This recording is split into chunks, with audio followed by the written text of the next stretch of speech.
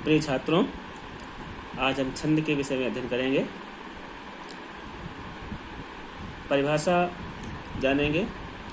हिंदी साहित्य कोश के अनुसार अक्षर, अक्षरों की संख्या एवं क्रम, मात्रा, गणना तथा यति आदि से संबंधित विशिष्ट नियमों से नियोजित पद रचना छंद कहलाती है। अब आते हैं छंद के प्रकार पर। छंद के प्रकार में छंद 3 प्रकार के होते हैं। 3 प्रकार में छंद, पहला होता है मात्रिक, दूसरा वर्णिक, तीसरा मुक्तक छंद। मात्रिक छंद का मतलब ये होता है कि वे छंद जिनमें मात्राओं की गणना होती है, और इन छंद में चौपाई, दोहा, रोला, सोरठा है, जिनके विषय में आगे हम पढ़ेंगे।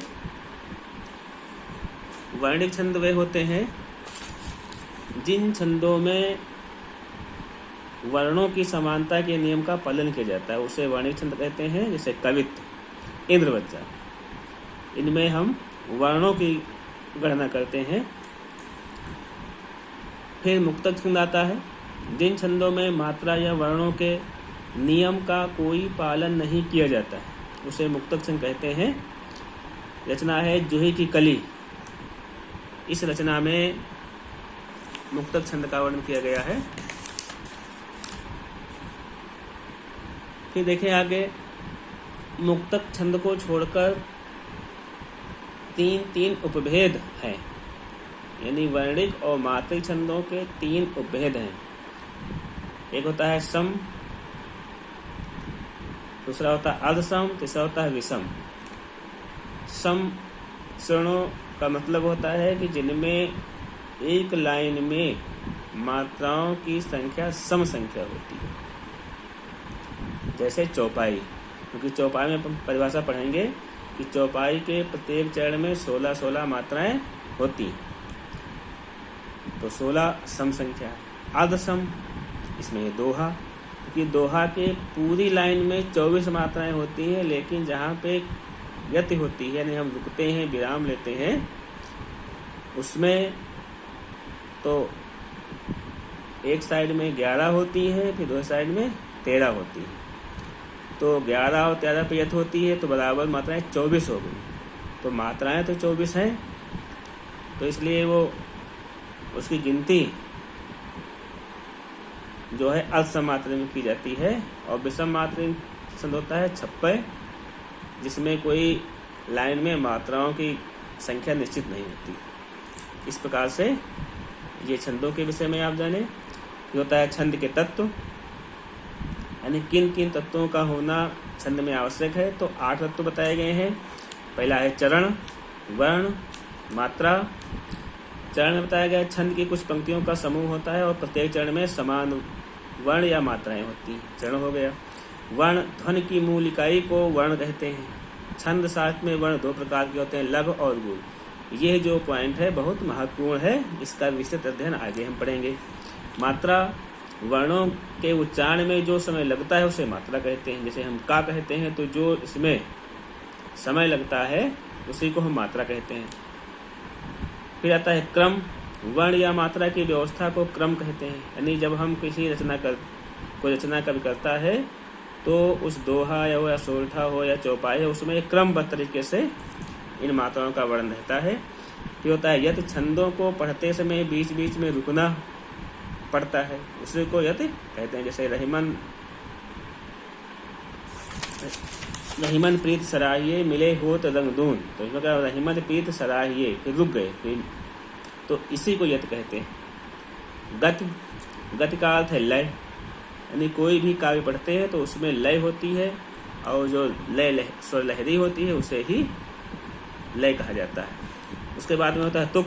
छंद के प्रत्येक चरण के अंत में स्वर व्यंजन की समानता को तुक कहते हैं। जैसे हम चौपाई पढ़ते हैं तो उस चौपाई में अंत में जो मात्राएं होती हैं एक जैसी होती है। जैसे प्रातः काल उठके रघुनाथा, तो रघुनाथा आया है तो था में दीर्घ मात्रा है, ठीक। अंत में भी मात पिता गुरु नावय माथा, फिर था आया है तो उसमें भी दीर्घ मात्रा है। फिर गण, 3 वर्णों के समूह को गण कहते हैं। गणों की संख्या 8 होती है। इसके बाद में जो हम पढ़ेंगे वर्ण के अंतर्गत मात्रा गणना के नियम। इन नियमों के अंतर्गत वर्ण 2 प्रकार के होते हैं, लघु जिन्हें ह्रस्व भी कहते हैं, गुरु जिन्हें दीर्घ भी कहते हैं। अब हम कुछ नियम हैं इसमें लिखे हैं। ह्रस्व यानी लघु वर्ण की कुछ नियम। लघु वर्ण की एक मात्रा होती है, जैसे आ ई उ, इनकी मात्रा का चिन्ह ये आपके सामने बना हुआ, जिसे हम प्रोग्राम कहते हैं। जैसे कमल, देखो कमल में का और मा और ला है, तो इनकी एक एक मात्रा ऊपर लगाएगी। की गणना करनी है तो इस प्रकार होगी। यहाँ पे का और मा ल लिखा, तो का की एक मात्रा, मा की एक मात्रा, ला की मात्रा। इसके कुछ नियम बताए गए हैं, तो हम सब नियमों को पढ़ेंगे। जैसे संयुक्त अक्षर जो होते हैं स्वयं लघु होते हैं। जैसे दिया गया है नित्य, तो नित्य में देखो ता और या संयुक्त अक्षर है, तो इसमें जो ता और या है ये लघु वर्ण है, तो इसकी मात्रा 1 लगाई जाएगी।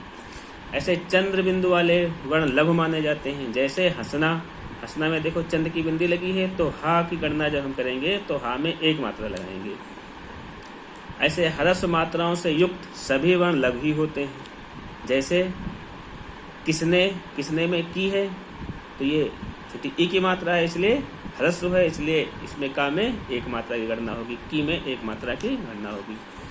अब हम पढ़ते हैं हलंत व्यंजन भी लघु मान लिए जाते हैं। हलंत जिसमें हलंत लगा होता है, जैसे अहम, स्वयं, तो माँ की मात्रा जो होगी इन दोनों में वो लघु वर्ण मानी जाएगी, नहीं 1 मात्रा लगेगी।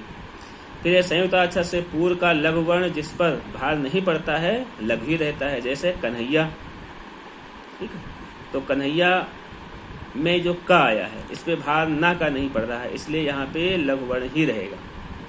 ठीक, मात्रा गणने में इस प्रकार से मात्राओं की गणना की जाती है।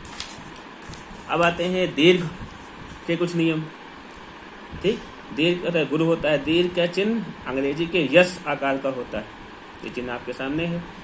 जैसे बड़ा आ, जैसे आ ई उ ए आए ओ आओ, इसकी मात्रा का में लग गई, ये दीर्घ हो गया। फिर की में लग गई, दीर्घ हो गया। उ की कु में लग गई, दीर्घ हो गया। ऐसे ए की का के हो गया, आय की कै हो गया, ओ की को हो गया, आओ की क हो गया।